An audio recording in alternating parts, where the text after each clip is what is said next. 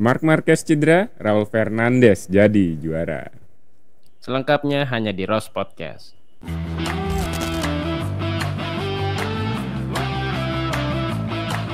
Halo teman-teman Republic of Speed, ketemu lagi dengan kami berdua, Ali dan Adam di sini ya. Iya, kita udah libur panjang. Hiatus. Betul. Kita udah libur panjang, balapannya libur, kitanya juga liburan lebih panjang lagi. Lebih panjang lagi karena ada kesibukan yang tidak bisa kita tolak ya. Ada. Betul. Dari masing-masing anggota kita juga sibuk, termasuk Bung Aldi dan juga saya juga karena ada kejuaraan nasional e-sport juga ya dari anggota-anggota kita yang ikut berpartisipasi. Jadi kita baru sempat podcast lagi nih kali ini. Iya nih, belum ngucapin selamat juga buat Marc Marquez yang sudah jadi juara dunia di Motegi kemarin ya. 9 kali apa 7 kali nih jadinya? Iya, 7 kali ya. Kita ngikutin ini aja deh. Ikutin Liberty Media aja deh, suka-suka dia ya. Iya. Oke, walaupun pada akhirnya cedera, ini menyebabkan kejuaraan dibilang lebih seru nggak juga karena Marquez ini punya daya tarik sendiri sebenarnya di balapan ya. Betul.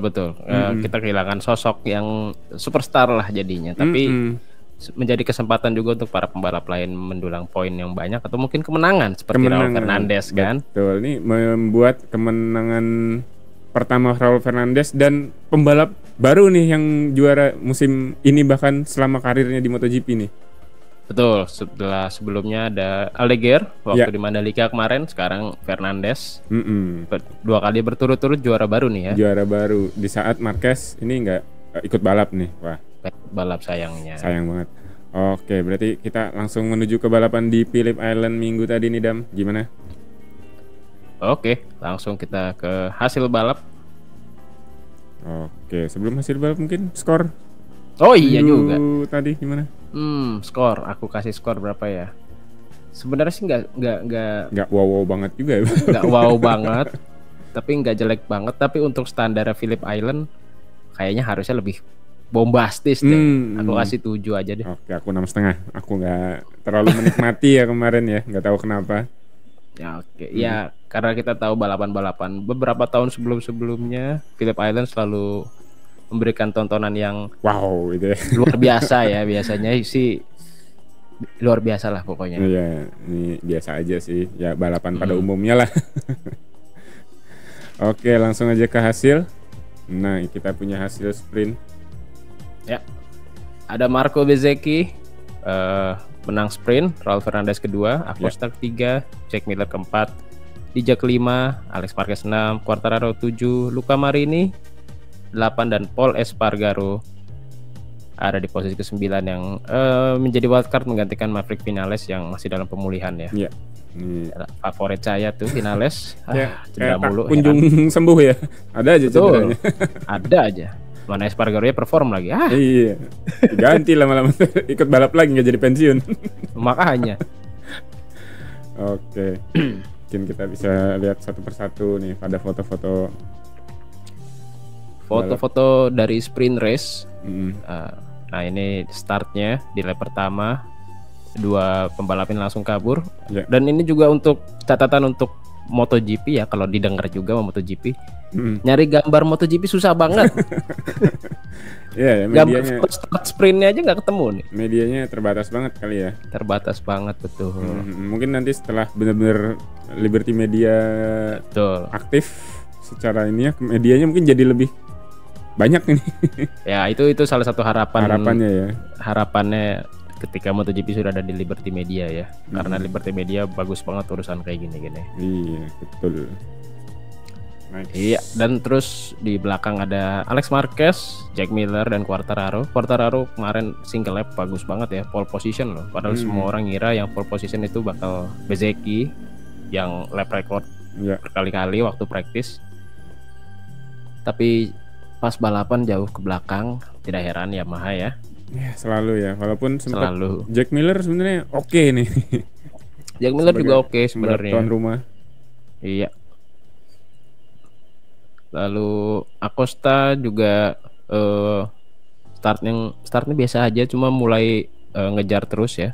Sebenarnya Acosta bagus waktu start banget dari awal berhenti Cuma pas belokan pertama bagus, belokan keduanya agak melebar.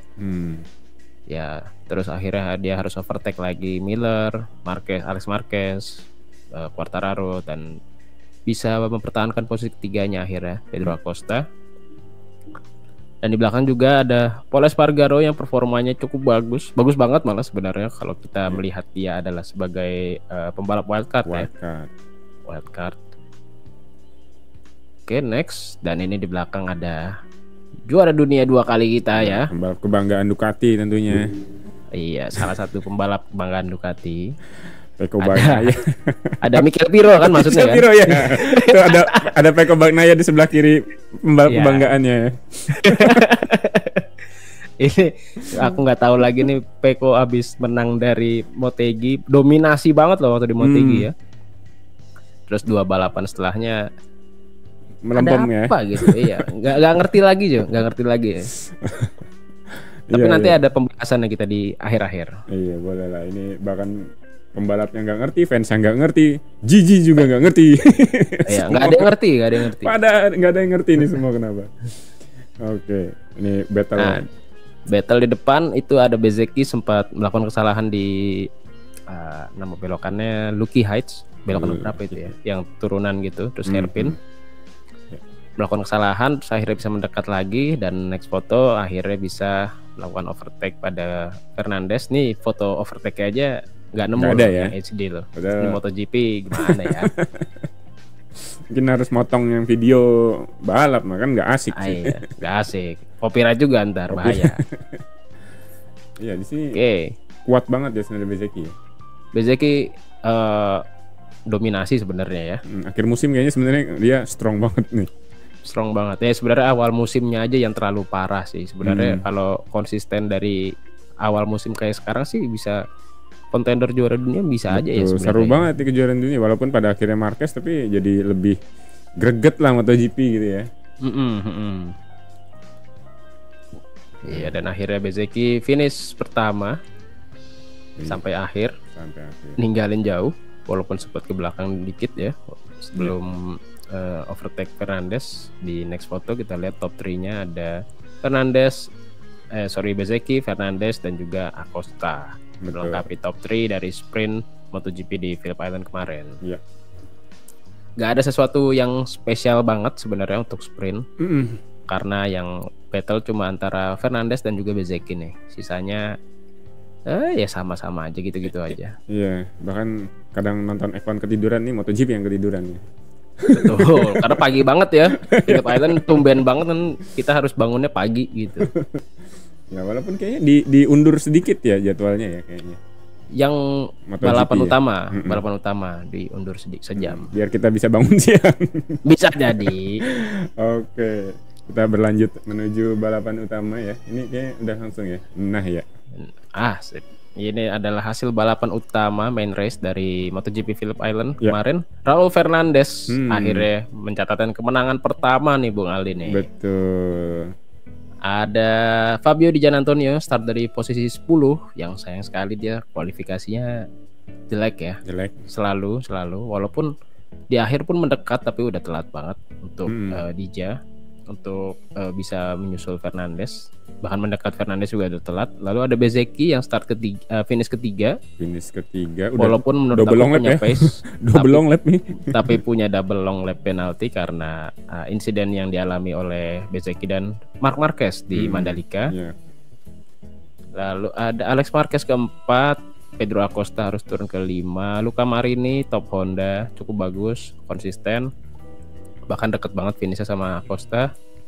Lalu juga Alex Rins yang tumben banget nih top Yamaha akhirnya. Lalu Brad Binder, Bastianini, Pol Espargaro, 4 KTM, semua KTM ada di top 10. Top 10 ya.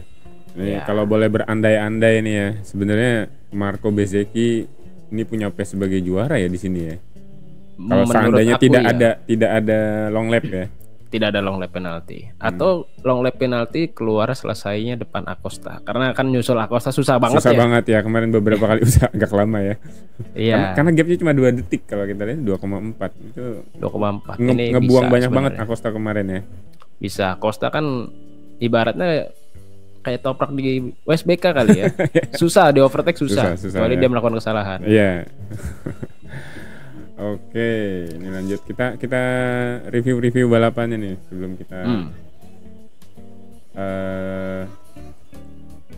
Nah ini ya, foto-foto hasil main race-nya ya, foto hasil balap. Ada Bezzecchi langsung memimpin ke depan akhirnya. Setelah dari sprint kan startnya agak jelek, dia di main race bagus. Harus membuat gap yang cukup karena dia harus serve double long lap penalty. Ya. Ini sampai akhir lap pertama pun masih Bezzecchi, Fernandez, Acosta, lalu ada Quartararo keempat. Nah ini Acosta mulai mendekat kepada Fernandez.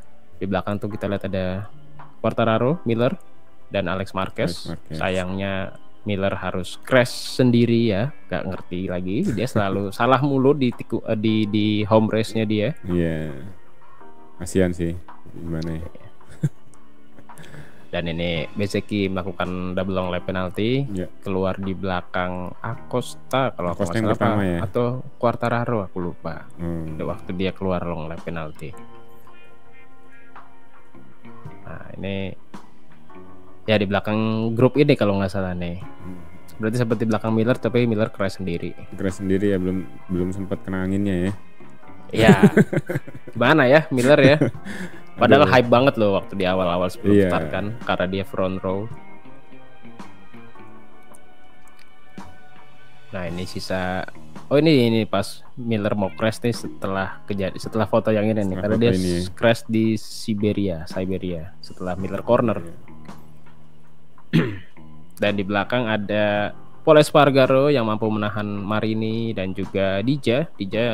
Foto Dija aja susah nyari ya, padahal dia yang overtake banyak orang ya. Iya. Espargaro tapi akhirnya harus turun di belakang Marini, cukup baik. Gimana kalau finalis ya? Finalis bisa top 5 nggak ya kira-kira ya?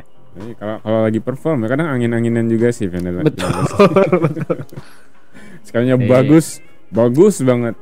Sekalinya kurang hilang gitu dari 10 besar. Sekalinya kurang kayak Peko kemarin ya biasanya ya. Belakang banget gitu. Banget. Nah ini dia yang baru kita bahas nih. Kita mention ya salah satu pendamping Michel Viro. Peko sempat posisi 18 atau 17 gitu. Terus sepertiga balapan terakhir sebenarnya cukup punya pace untuk ngejar karena pace-nya sama seperti Raul Fernandez, Bezzecchi dan lain-lain.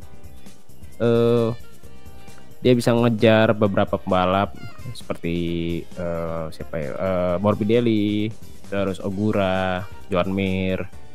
Tapi nggak lama habis itu akhirnya dia crash sendiri. Kita ada next foto ya, crash sendiri di Siberia juga.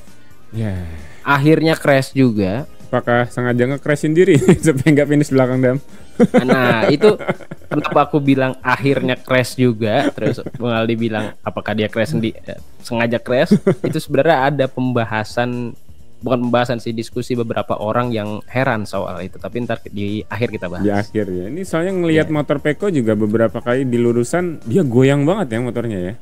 Iya goyang, itu mulai dari sebelum Motegi juga udah kayak gitu tuh. Iya, ini makin kelihatan lagi nih di notice sama orang. Apakah itu kunci dia crash? Nah mungkin nanti kita bahas di akhir ya sebagai pelengkap. Sebagai pelengkap. Ya ini dia crashnya Peko. Ya udah nggak tahu mau gimana lagi. Nggak tahu ya. Setelah dominasi di Motegi, terus 2 balapan setelahnya langsung crash semua. Sampai akhir yang menang Raul Fernandez cukup jauh, nggak cukup jauh sih, 1,4 detik lah. Sebenarnya dekat, tapi untuk standar Phillip Island yang biasanya balapannya bombastis sih nggak terlalu seru sih sebenarnya. Ini kalau ngomongin seandainya Dija nggak di belakang startnya, ini battle mungkin. Iya, karena Dija juga ke Tanah Costa juga. Sama Dija nggak di belakang, Bezzecchi nggak penalti. Seru tuh, bakal seru nih. Cuma ya memang rezekinya Fernandez lah. Rezekinya Fernandez emang semua ada jalannya ya sudah. Karena walaupun dia bukan yang tercepat banget waktu race pace, tapi dia tidak melakukan kesalahan apapun dan konsisten kan. Yang salah yang lain kenapa startnya di belakang kan? Betul, kenapa di belakang? Kenapa dia penalti itu semua rangkaian yang emang ditujukan buat Raul Fernandez gitu. Buat Raul Fernandez betul. Dan Davide Brivio naik lagi kan kayaknya. Yang naik Davide Brivio nggak sih? Bukan, siapa? Aduh lupa. Iya deh. Kayaknya iya deh. Kayaknya Brivio ya Kayaknya yang Brivio naik deh. podium ya. Dan pakai motor Suzuki 25 juga dia naik waktu itu. Waktu itu masih 24. Vinales. Suzuki, iya finalis. Waktu itu Rins juga Suzuki. Tapi yang pakai 25 dulu kan Vinales ya. Ya. Ini 25 juga nih Raul Fernandez. Waktu itu Silverstone dia waktu itu ya. Iya. Ngelihat warnanya biru sama kayak langsung flashback gitu. Ya, akhirnya Brivio ya, dan ini kemenangan pertama untuk Raul Fernandez dan juga Trackhouse Aprilia menjadi kemenangan pertama. Ini jadi motivasi tinggi buat Raul Fernandez juga ya. Dan ini buat Jorge Martin tahun depan, jadi kayak motor ini motor pemenang kok sebenarnya gitu ya. Motor bagus. Jadi, penantang juara dunia tahun depan Aprilia nih, hati-hati. Aprilia bisa banget Aprilia tahun depan. Nah ini dia top 3-nya. Ada Fernandez, Dija dan juga Bezzecchi. Tiga-tiganya menurut aku layak ada di podium karena memang punya pace yang beda sendiri dari pembalap lain dan tidak melakukan banyak kesalahan, dan ketiganya layak ada di top 3 ya kemarin. Iya. Senang ya ngelihat pembalap wajah-wajah baru ya. Ini kayak pembalap kayak yang di Mandalika Fermin Aldiger, ini Raul. Mungkin yang next Acosta belum ya? Belum pernah menang. Pedro Acosta belum ya? Belum Pedro Acosta dong. Pengennya sih gitu ya, pengennya. Jadi lumayan lah, jadi setelah 7 pembalap berbeda jadi 8 nanti gitu kan. Pengennya, tapi nggak tahu apakah Bezzecchi ngasih. Ya. Karena Bezzecchi ini salah satu penantang yang kenceng banget soalnya. Kenceng banget di akhir musim ini, kenceng banget. Ya. Aprilia juga ada banyak pebenah juga soalnya kan. Ini next foto ada lagi nggak nih? Ada nih. Foto bareng nih. Menjadi kemenangan ke-300 dari Aprilia. Iya. Ya, walaupun kayaknya hitungannya masih nyampe 300 gitu kan. Kayaknya baru beberapa kali gitu ya. Kayaknya kan nyampe 10 gitu. Nah, Aprilia itu banyaknya menang waktu ada kelas 125 dan 250. Kalau kalian tahu Rossi dulu 125, 250 itu banyak pakai Aprilia. Sebelum Moto3 ya, waktu masih 2 tak. Itu Aprilia kan yang menjuarai, bahkan Honda aja kalah. Itu Aprilia banyak mendominasi di situ. Berarti dihitung juga ya yang dulu-dulu ya, ini ya nggak apa-apa lah biar mereka senang. Biar mereka seneng lah. Dan kedua tim ini kan tim motornya sama-sama spek terbaru, sama-sama spek tahun ini. Sama-sama spek 2025 ya ini. Spek 2025 dan ya akhirnya dirayakan oleh kedua tim ini ya. Karena hitungannya sama-sama motor factory ya, sama-sama motor terbaru kan. Betul. Ini jujur jadi nggak sabar ngelihat Martin kalau bisa tune dengan motor ini ya sebenarnya. Jadi persaingannya lebih banyak lagi yang Aprilia non Ducati ya khususnya nih. Betul. Apalagi nanti Luca Marini, John Mir, udah oke Hondanya gitu. Betul. Aku nunggu banget pabrikan Jepang sebenarnya. Coba ya gimana ya.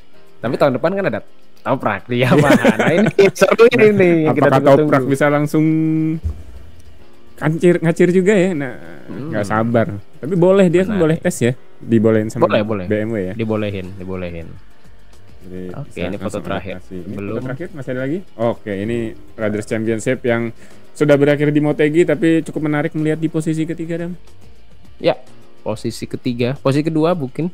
Ada Alex Marquez. Dua udah kekunci juga deh kayaknya lama-lama kalau Alex Marquez. Kelihatannya sih ya hampir mustahil, tapi secara matematis masih bisa. Walaupun kayaknya sih mustahil lah ya. Susah banget. Kayaknya sih mustahil lah ya. Itu ada Alex Marquez, ada Bezzecchi, ada Pecco. Sebenarnya Bezzecchi kalau nggak crash di Mandalika kemarin bisa mendekatnya lebih dekat lagi ke Alex Marquez tuh, cuma sayang sekali ya. Berarti sama mustahilnya kayak Pecco ngejar Bezzecchi kayaknya ya. Walaupun poinnya lebih tipis tapi kayak mustahil juga ya. Malah aku pikir Acosta bakal ada di depan Pecco deh kayaknya. Atau malah di bawah Dija juga Pecco ya. Ya nggak tahu dah Pecco. Suka-suka dia lah. Tahun perenungan buat dia. Ada Acosta, Dija, Morbidelli, Aldeguer, Quartararo dan juga Raul Fernandez ada di top 10 akhirnya nih setelah kemenangan pertamanya di MotoGP. Iya. Itu dia Oke. Dari Phillip Island kemarin liputan kita ya. Iya. Paling kita tinggal diskusi sedikit nih Bung Aldin nih. Mengenai tadi Peko Bang Naya yang sengaja menjatuhkan diri itu. Apakah ada info kebenarannya itu? Aku sih nggak yakin dia sengaja menjatuhkan diri ya. Aku yakin itu jatuh aja. Tapi yang jadi pertanyaan dan diskusi banyak orang adalah kalau dia beneran struggle dan dia nge-push sama motornya, kenapa dia nggak jatuh-jatuh? Baru kali ini doang kan jatuh. Kan dia struggle dari awal musim. Atau mungkin dari seri ke-3, seri ke-4 gitu mungkin dia mulai struggle. Kenapa dia nggak jatuh-jatuh? Berarti dia nggak nge-push dong. Waktu Marquez pakai Honda kan dia nge-push banget walaupun struggle, makanya jatuhnya banyak. Peko tahu struggle motornya mungkin ada masalah nggak cocok sama dia, tapi kok nggak jatuh-jatuh? Apakah dia kurang nge-push?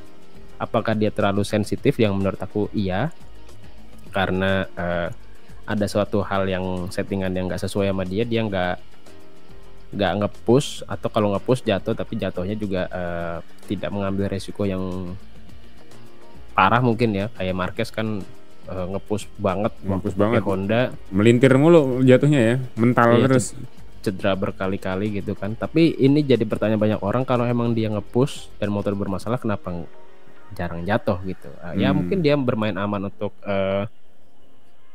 fisiknya dia juga kan, kalau dia crash cedera kan malah dia nggak bisa testing kan untuk motornya dia juga gitu. Dan ini sih sebenarnya cukup menarik karena kenapa di Motegi dia bisa perform banget, karena sebelum Motegi itu ada di Misano, dia waktu di Misano kan testing pakai motor GP24 punya Dija waktu itu. Punya Dija apa Morbidelli sebenarnya? Morbidelli, punya Morbidelli punya Morbidelli. Dan di saat itu di garasinya dia ada Stoner dari awal sampai akhir yang ngarahin Ducati harus gimana. Apakah Stoner harus ada di samping dia tiap hari gitu kan ya? Atau harus pakai GP24? Karena tetap GP25 yang dipakai sekarang kan, bukan GP24. Iya. Tapi ya nggak tahu, ini sebenarnya untuk Peko udah nggak usah dipikirin untuk tahun ini. Mungkin fokus tahun depan aja mungkin, dan kayaknya tahun depan nggak bakal banyak perubahan juga dari Peko atau dari Ducati, karena tahun terakhir regulasi yang sekarang kan. Ya. Nggak mau investasi besar-besaran juga pasti untuk Ducati. Tapi karena udah pasti menang lah menurut aku. Kalau kontraknya sendiri Peko gimana? 2026 kah akhir? Jadi kayak kalau nggak salah sih iya ya. Kalau nggak salah sampai 2026 akhir kontraknya Peko. Ngeri itu juga ya kalau tiba-tiba walaupun ada perubahan regulasi di 2027, Peko nggak perform di 2026, dia hilang gitu. Betul, tapi untuk untuk Ducati itu Peko itu penting karena Marquez bisa kapan aja pensiun, yang dulu kita pernah bahas. Dan ini udah di statement dari Marquez sendiri, dia melihat beberapa pembalap legendaris sebelum dia, ada Rossi dan juga ada Stoner. Rossi pensiun terlalu lama, kelamaan nggak bagus juga untuk karirnya dan nama besar dia. Stoner pensiun terlalu cepat, yang menurut dia masih bisa memberikan pertarungan yang fantastis gitu ya. Nah, Marquez juga nggak mau kayak Rossi pensiun terlalu lama. Nah, mungkin 1 gelar lagi untuk Marquez, atau 1 tahun 2 tahun, habis itu pensiun, atau mungkin balik ke Honda karena udah ada rumor-rumor dekat ya. Rumornya ya. Karena Honda udah improvement, nggak tahu, kita lihat di 2027 apakah udah bagus. Kalau udah bagus, Marquez mungkin bisa balik ke Honda dulu sebelum pensiun, atau kalau langsung pensiun. Tapi yang pasti Marquez bilang dia nggak mau terlalu lama di MotoGP seperti Rossi. Dia mau pensiun ketika dia ada di puncak gitu maksudnya. Karena nggak selamanya orang akan selalu ada di puncak terus kan. Ya. Dan kayaknya penggantinya itu Aldiger kan. Aldiger yang naik ya. Kayaknya. Menurut aku sih gitu. Oke, bukan Jorge Martin ya. Bukan dong, udah jauh. Tersakiti sekali anak itu. Oke, itu apa lagi tadi ya? Mau bahas apa lagi ya? Ada tambahan kira-kira? Udah cukup sih kayaknya untuk Phillip Island, karena nggak terlalu fantastis juga race-nya. Terus Marquez nggak ada, Pecco tadi udah kita bahas. Oh, Aprilia paling mungkin aku bilang Aprilia bisa salah satu kandidat juara dunia tahun depan karena di saat pembalap lain, motor lain fokus ke regulasi baru, bisa aja Aprilia melakukan apa yang dilakukan Suzuki tahun 2001 kalau aku nggak salah. All out gitu ya. Biar juara seenggaknya sekali gitu. Iya, dia nggak bodoh amat soal regulasi berikutnya, yang lain fokus, gue fokus sama tahun terakhir regulasi ini di mana orang lain pada nggak fokus gitu. Itu bisa banget kalau Aprilianya mau. Itu aja sih paling menurut aku. Jadi tahun depan kita bakal lihat pertarungan konstruktor lebih banyak ya, nggak sekedar Ducati aja tapi juga ada Aprilia, Honda, Yamaha kok kayaknya masih kurang ya kayaknya. Kalau walaupun Quartararo kenceng loh, setiap kali kualifikasi dia sering pole gitu tapi ya. Pas balap selalu aja gitu. Itu yang cukup menarik tahun depan kita lihat. Ada Toprak soalnya. Nah, apakah bisa? Walaupun di Pramac ya. Betul. Tapi speknya spek pabrikan kok, spek tahun spek baru terbaru juga ya. Oke, mungkin itu dulu kali ya teman-teman ya. Untuk pembahasan Phillip Island berarti kita akan masuk di balapan selanjutnya. Sepang. Apakah minggu depan ya? Minggu ini langsung ya? Langsung minggu ini. Berarti bareng banyak balapan juga ya? Bareng sama F1 juga. F1 juga ya? Oke, kalau gitu kan berarti prediksi ya? Prediksi dong. Sepang sih tracknya Ducati banget menurut aku ya. Bung Alde dulu silakan. Bezzecchi. Oke. Bezzecchi. Aku pengen Pedro Acosta. Oh iya juga katanya. Fermin Aldiger mungkin. Aldiger juga bagus kayaknya, lurusan kan, jadi Ducati mungkin bisa. Oke. Kalau menurut aku ini adalah track stop and go yang Ducatinya itu Alex Marquez pertama. Oh iya, ada Alex Marquez ya, aku lupa. Tapi enggak lah, Alex lagi melempem lah. Enggak.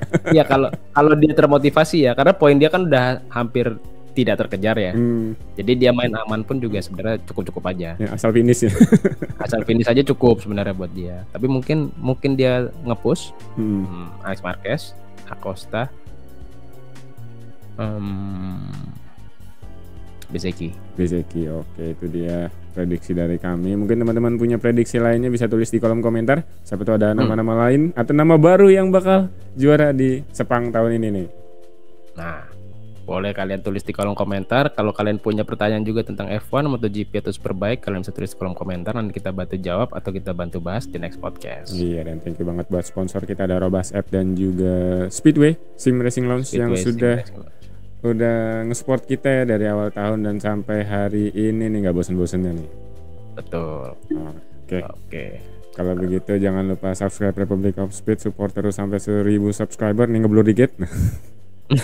Oke, sampai jumpa. Dikit lagi 1000 subscriber. Bisa yuk. Yuk. Oke, kalau gitu kami berdua pamit undur diri ya. Sampai jumpa di next podcast. See you. Thank you. Bye-bye. Bye-bye.